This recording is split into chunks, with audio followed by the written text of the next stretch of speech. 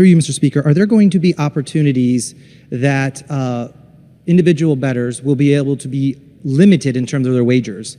One that we've heard from, when I've done some research previously, that individual bettors, maybe they're very good at betting tennis, right? They happen to get limited in that. Is that going to happen in this scenario through this bill, or will they have the same opportunity as every other resident to bet the same amount of money on those events?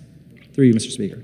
Representative Horn. Through you, Mr. Speaker, I'm not entirely sure I understand the full question, so I hope my colleague will follow up if I don't get it correctly. If the question concerns limiting an individual's, the amount of money that an individual can bet, there certainly will be those opportunities.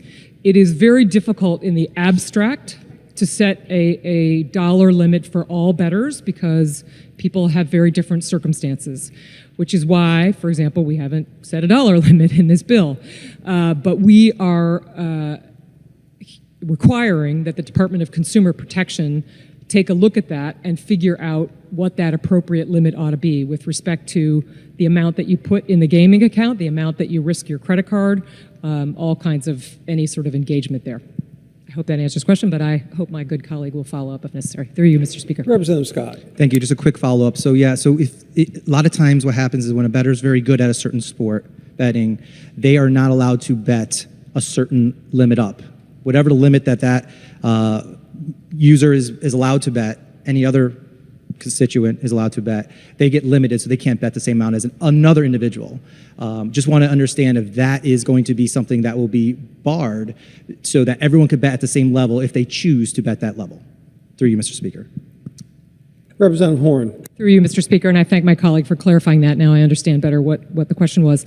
We have that is not a part of the regulatory process to assess the success of a bettor and to limit their bets based on their success.